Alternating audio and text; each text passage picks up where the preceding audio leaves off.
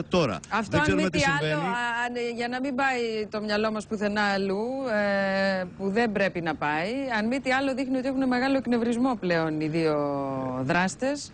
Γι' αυτό και ίσως προσπαθούν, πιέζουν. Ο οποίος φανερώθηκε τώρα, Έλλη. Διότι μέχρι πριν από λίγο, τουλάχιστον στην επικοινωνία που είχαν με τους διαπραγματευτές της αστυνομίας, φαινόντουσαν. Μα ήρεμοι. Είναι σαφές από τη στιγμή που βγαίνουν να μιλήσουν σε κανάλια, είναι σαφές ότι επιδιώκουν να ξεφύγουν και από την απλή διαπραγμάτευση, την απευθείας διαπραγμάτευση που κάνουν με την αστυνομία, γιατί προφανώς βρίσκονται πια σε αδιέξοδο, δεν ξέρουν πώς να κινηθούν.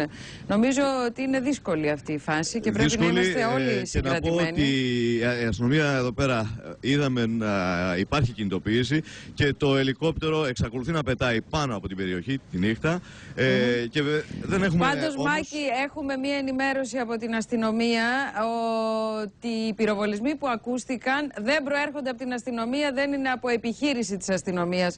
Πράγμα που σημαίνει ότι σίγουρα είναι από το λεωφορείο, σίγουρα είναι από τους δύο πειρατές, αλλά δεν ξέρουμε τι πυροβολισμοί είναι αυτοί. Για ποιο λόγο και βεβαίως την επαφή αυτή την άφησε η αστυνομία και με την επικοινωνία που έχουν με τα μέσα και τα κανάλια μέχρι κάποιο σημείο για να τους δείξουν ότι δεν είναι εγκλωβισμένοι και από την άλλη εάν υπάρχει κάποιος, εάν υπήρχε ή υπάρχει κάποιος συνεργό τους απ' έξω με τους οποίους επικοινωνεί μαζί τους να μπορέσουν να τον εντοπίσουν. Πάντως μέχρι στιγμής δεν έχουν. Συνεργός τους απ' έξω στο τμήμα αυτό που έχει περικυκλωθεί έτσι από την εδώ αστυνομία. Στην περιοχή.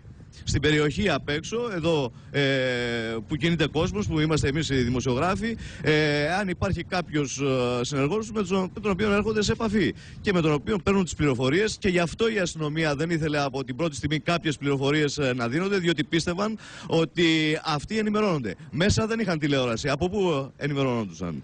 Φοβόντουσαν δηλαδή ότι είχαν κάποιο συνεργό. Ναι, αλλά από τη στιγμή που κατάφεραν και κράτησαν τα κινητά τηλέφωνα στη διαπραγμάτευση για να απελευθερώνουν ομήρους, είχαν κάθε δυνατότητα να επικοινωνούν με κινητά τηλέφωνα. Έτσι, ναι, βεβαίως. Θέλανε. Εδώ μιλάνε λέω με εμάς. και για κάποιον ο οποίος μπορεί να βρίσκεται εδώ στην περιοχή, στον χώρο αυτό που βρισκόμαστε κι εμείς. Μάλιστα.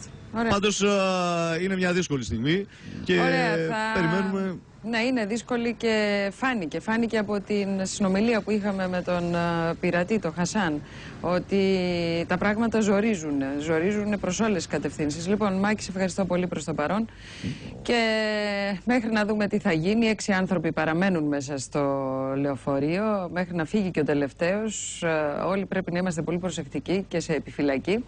Να θυμηθούμε τις λεωφορειοπειρατείες που είχαμε αρκετές στην Ελλάδα. Το Μάιο του 1999 ο Αλβανός Φλαμούρ Πίσλι είχε καταλάβει το λεωφορείο του κτέλ στο κάτω σχολάρι της Θεσσαλονίκης και μετά από μια εφιαλτική διαδρομή το είχε οδηγήσει στο Ελμπασάν της Αλβανίας, όπου ο ίδιος και ο όμηρος ο Γιώργος Κουλούρης είχαν χάσει τη ζωή τους. 1,5 μήνα αργότερα ο Αλβανός Αρμπίν Σούφ αντέγραψε το συμπατριώτη του, κατέλαβε λεωφορείο στο Κιλκής, αλλά και ένας 52χρονος Έλληνας είχε καταλάβει ένα τουριστικό λεωφορείο στην Εθνική Οδό Αθηνών Κορίνθου και είχε κρατήσει ομήρους 33 Ιάπωνες τουρίστες. Είναι η 4η φορά που η ελληνική αστυνομία καλείται να αντιμετωπίσει λεωφορειοπειρατεία.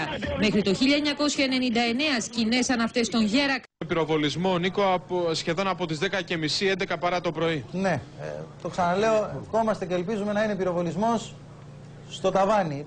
Στην απελπισία, στην προσπάθεια να δημιουργήσει κλίμα, ο λεωφορειοπειρατής να πυροβόλησε στον αέρα. Στο λεωφορείο αυτή την ώρα είναι 6 όμηροι ακόμα, επαναλαμβάνω, 2 άντρες και 4 γυναίκες.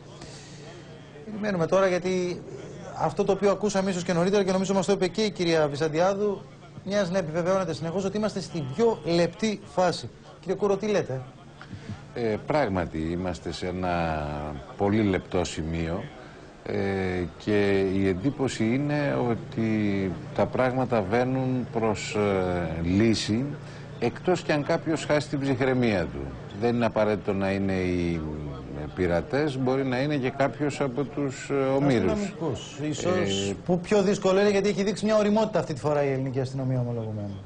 Ναι, περισσότερο επειδή ακούστηκε μέσα στο αυτοκίνητο αυτός ο πυροβολισμός, μέσα στο λεωφορείο, η σκέψη είναι μήπως υπήρξε κάποια ενέργεια, κάποια κίνηση που τρόμαξε τους πειρατές. Ναι, γιατί μέχρι τώρα δεν ξέρουμε και το μηχανισμό απελευθέρωσης. Δηλαδή, πώς επιλέγει ο κύριος εκεί αυτούς που θα απελευθερώσει?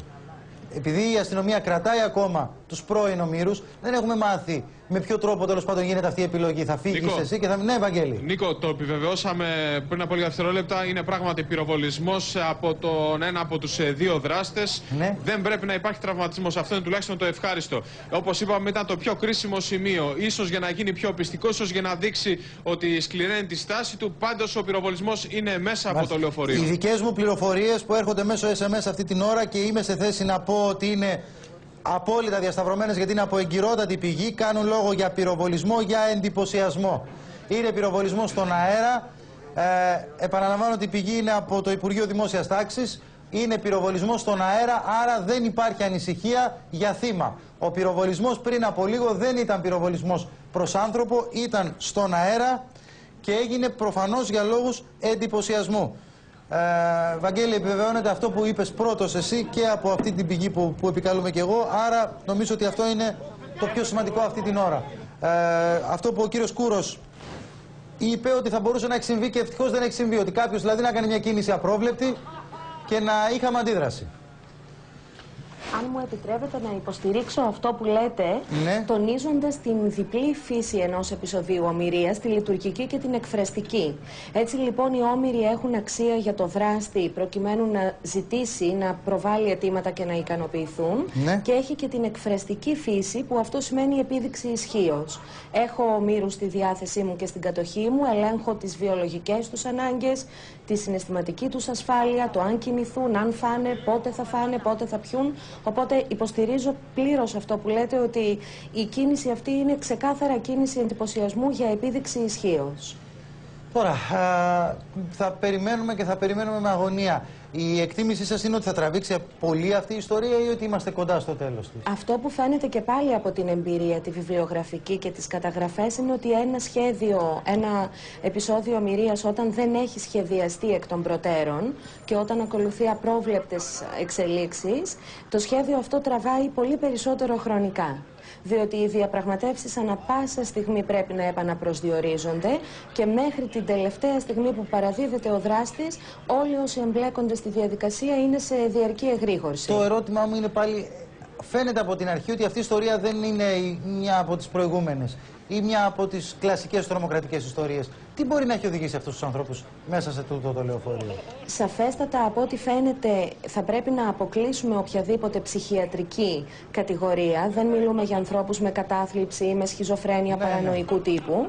Έτσι λοιπόν μιλούμε, όπως έχουμε από το ιστορικό τους, από το ποινικό μητρό, ανθρώπους με διαταραχή ενδεχομένως αντικοινωνικού τύπου, παραβατική συμπεριφορά. Να το πούμε πιο απλά, τι θέλουν αυτοί οι άνθρωποι? Θέλουν λεφτά? Οι άνθρωποι αυτοί, όπως λέτε, έχουν το αίτημα του να ικανοποιηθούν καταρχήν οικονομικά και κατά δεύτερο λόγο προφανώς να γλιτώσουν, να αποφύγουν το κόστος της παραμονής τους στην Ελλάδα.